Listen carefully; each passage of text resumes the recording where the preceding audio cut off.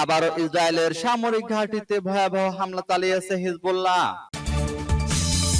আরো বিস্তারিত জানিয়ে দিব। এদিকে গাজা উপত্যকা থেকে তেল আবিবে রকেট হামলা চালালো হামাস। ইউক্রেন সীমান্তে বেলারুশের অতিরিক্ত সেনা মোতায়েন। এদিকে ইসরায়েল ছেড়ে পালিয়েছে 10 লাখ ইহুদি, দাবি রিপোর্টে। আরো জানিয়ে দিব, এবার বিতর্কিত জলসীমায় চীন ফিলিপাইন জাহাজের সংঘর্ষ, উত্তেজনা বৃদ্ধি। এদিকে গাজায় ইসরায়েলি বর্বরতায় প্রাণ গেল আরো 25 জন ফিলিস্তিনের। এবার ইউক্রেনের সঙ্গে তৃতীয় পক্ষের মাধ্যমে আলোচনার কথা অস্বীকার রাশিয়ার। এবং সর্বশেষে জানিয়ে দিব, এদিকে ক্রুজকে আরো একটি রুশ সেতু ধ্বংস করেছে ইউক্রেনীয় বাহিনী। শুনছিলেন সংবাদ শিরোনাম, এখন বিস্তারিত। তবে তার আগে অনুরোধ থাকবে এই ভিডিওতে একটি লাইক দিন এবং কমেন্টস করে জানিয়ে দিন আপনি কোন জেলা থেকে বা কোথায় থেকে আমাদের সাথে যুক্ত রয়েছেন। এবং সংবাদের সর্বশেষ গুরুত্বপূর্ণ আপডেট পেতে চ্যানেলটি সাবস্ক্রাইব করে আমাদের সঙ্গেই থাকুন। আবারও ইসরায়েলের সামরিক ঘাঁটিতে ভয়াবহ হামলা চালিয়েছে হিজবুল্লাহ। ইসরায়েলের একটি সামরিক ঘাঁটিতে হামলা চালালো লেবাননের সশস্ত্র গোষ্ঠী হিজবুল্লাহ। রোববার স্থানীয় সময় সকালে দেশটির উত্তর অঞ্চলের মার্জ নামের ওই ঘাঁটিটি লক্ষ্য করে ছোড়া হয় এক গুচ্ছ রকেট। খবর আনাদুলু এজেন্সির সামাজিক মাধ্যম টেলিগ্রামে এ তথ্য জানিয়েছে সশস্ত্র গোষ্ঠীটি। তবে এ হামলায় কেউ হতাহত হয়েছেন কিনা সে ব্যাপারে কিছু জানা যায়নি। ইসরায়েলি সেনাবাহিনীর বক্তব্য অনুযায়ী হামলায় কোনো হতাহতের খবর পাওয়া যায়নি। এদিকে লেবাননে ইসরায়েলি হামলায় একজন নিহতের খবর পাওয়া গেছে। স্থানীয় গণমাধ্যমগুলো জানায়, বেসামরিক এক মোটর সাইকেল আরোহীকে লক্ষ্য করে ড্রোন হামলা চালিয়েছে ইসরায়েলি সেনাবাহিনী। দেশটির সেবা নামক শহরে ঘটে এ ঘটনা। এদিকে গাজা উপত্যকা থেকে তেল আবিবে রকেট হামলা চালালো হামাস। গাজা উপত্যকায় ইহুদিবাদী ইসরায়েলের চলমান গণহত্যার প্রতিবাদে এই উপত্যকা থেকে তেল আবিবে রকেট হামলা চালিয়েছে ফিলিস্তিনের ইসলামী প্রতিরোধ আন্দোলন হামাস। হামাসের সামরিক বাহিনী ইজাদ্দিন আল কাসাম ব্রিগেড এক বিবৃতিতে বলেছে, গাজা উপত্যকা জুড়ে ইসরায়েলি বিমান হামলায় 19 জন ফিলিস্তিনি নিহত হওয়ার পর তেল আবিবে রকেট হামলা চালানো হয়েছে। বিবৃতিতে বলা হয়েছে, গাজার বেসামরিক নাগরিকদের উপর গণহত্যা ও উপত্যকার নাগরিকদের জোর করে এক স্থান থেকে অন্য স্থানে তাড়িয়ে বেড়ানোর প্রতিবাদে তেল আবিবে দুটি M90 ক্ষেপণাস্ত্র নিক্ষেপ করা হয়েছে। ইসরায়েলি গণমাধ্যমগুলো জানিয়েছে, ইসরায়েলের রাজধানী তেল আবিবে একাধিক বিস্ফোরণের শব্দ শোনা গেছে। তবে ইসরায়েলি সেনাবাহিনী দাবি করেছে, গাজা থেকে নিক্ষিপ্ত রকেটগুলোর একটি তেল আবিবের উপকূলে পড়েছে এবং আরো একটি তেল আবিবে পৌঁছাতে পারেনি। এই হামলায় কেউ হতাহত হয়নি বলে ইহুদিবাদী বাহিনী জানিয়েছে। এর আগে মঙ্গলবার গাজার মধ্য ও দক্ষিণ অঞ্চলে ইসরায়েলি বিমান হামলায় অন্তত 19 জন ফিলিস্তিনি নিহত হন। এদিকে গাজার যুদ্ধবিরতি প্রতিষ্ঠা করে পণবন্দীদের মুক্ত করার আলোচনা আবার শুরু করার আহ্বান জানিয়েছে আমেরিকা, কাতার ও মিশর। বিগত কয়েক মাস ধরে এই 3 দেশ যুদ্ধবিরতির আলোচনায় মধ্যস্থতা করার জন্য চালিয়ে এসেছে। চলতি সপ্তাহের আরো পরের দিকে এ সংক্রান্ত আলোচনা আবার শুরু হতে পারে বলে আভাস পাওয়া গেছে। সূত্র পার্স টুডে। এবার ইউক্রেন সীমান্তে বেলারুশের অতিরিক্ত সেনা মোতায়েন।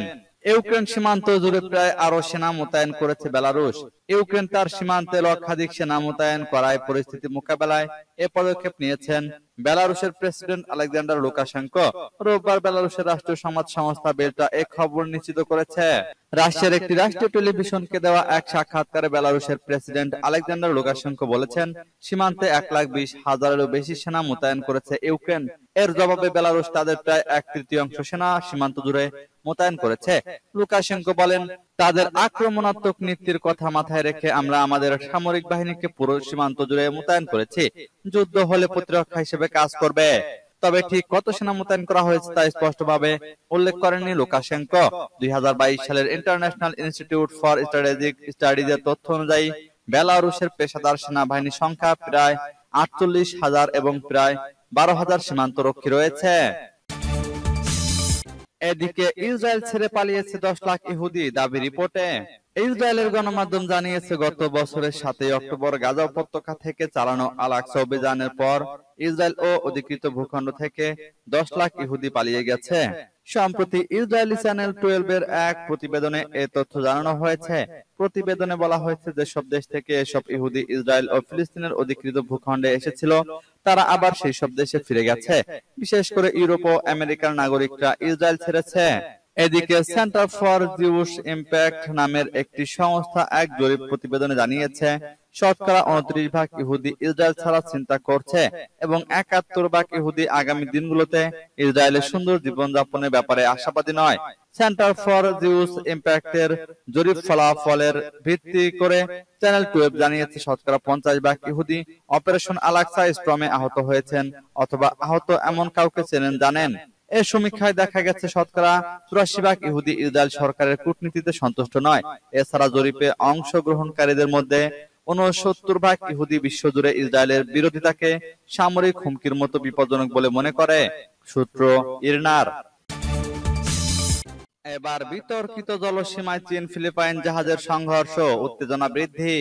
দক্ষিণ চীন সাগরের বিতর্কিত জলসীমায় ফিলিপাইনের একটি জাহাজ চীনের সতর্কতা বারবার উপেক্ষা করে ইচ্ছাকৃতভাবে চীনা জাহাজের সাথে সংঘর্ষ ঘটিয়েছে বলে অভিযোগ করেছে চীনের কোস্টগার্ড। সোমবার চীনা কোস্টগার্ডের প্রকাশিত এক বিবৃতিতে এই ঘটনা তুলে ধরা হয়েছে। চীনের কোস্টগার্ডের সামাজিক যোগাযোগ মাধ্যমে পোস্ট করা একটি সংক্ষিপ্ত ভিডিওতে দেখা গেছে, সংঘর্ষটি সোমবার ভোর 3:24 দিকে ঘটে।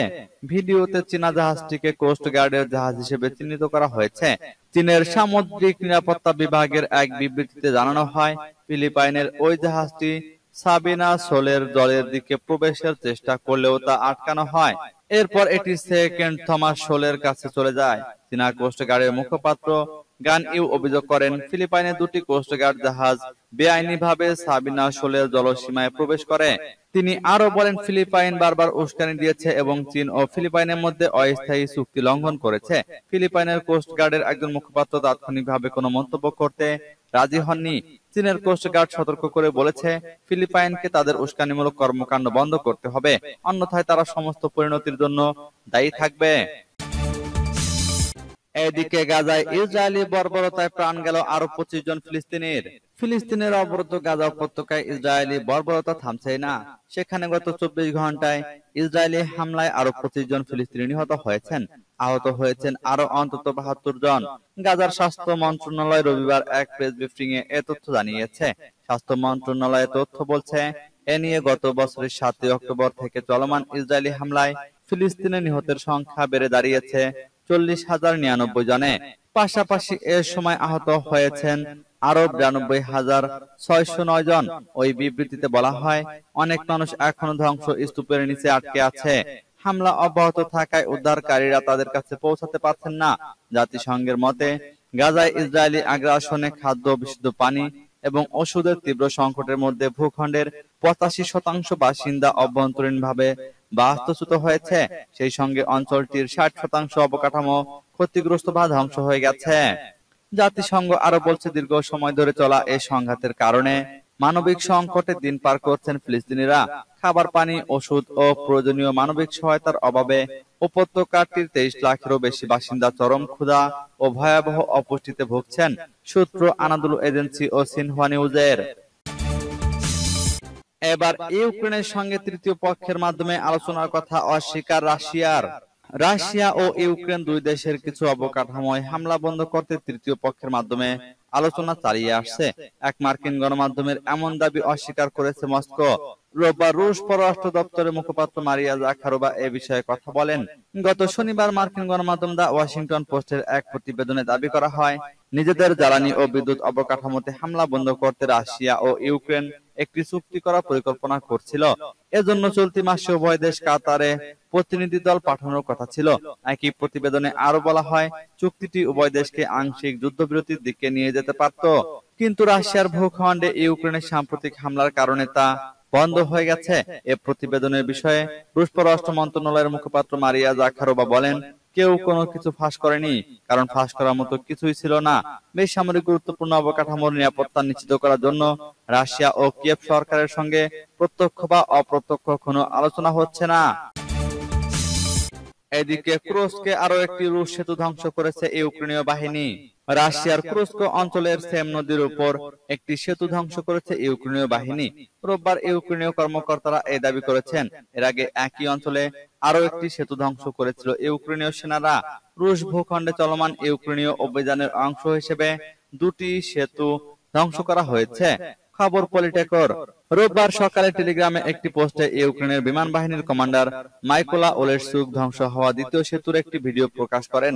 পোস্টে তিনি লেখেন, আরও একটি সেতু ধ্বংস। ওলেশচুক জানান, ইউক্রেনীয় বিমান বাহিনীর শত্রুর লজিস্টিক্যাল সুবিধা ধ্বংস করে তাদের আক্রমণাত্মক দুর্বল করছে, যা যুদ্ধে গুরুত্বপূর্ণ প্রভাব ফেলছে। শুক্রবার গ্লুস্কোভস্কি জেলার সেম নদীর উপর একটি সেতু ধ্বংস করা হয়। তুরস্কের ভারপ্রাপ্ত গভর্নর অ্যালেক্সেই স্মিরনভ টেলিগ্রামে শুক্রবারের হামলার বিষয়টি নিশ্চিত করলেও বিস্তারিত তথ্য জানাননি। ইউক্রেনের প্রেসিডেন্ট ভলোদিমির জেলেনস্কি শনিবার রাতে জানান, তুরস্ক অঞ্চলে তাদের বাহিনী নিজেদের অবস্থান শক্তিশালী করছে। ইউক্রেনের সেনাপ্রধান ওলেক্সান্দ্র সিরস্কি জানিয়েছেন, কিয়েভের সেনারা তাদের অগ্রগতি অব্যাহত রেখেছে এবং আরো কয়েকজন রুশ সেনাকে বন্দী করেছে।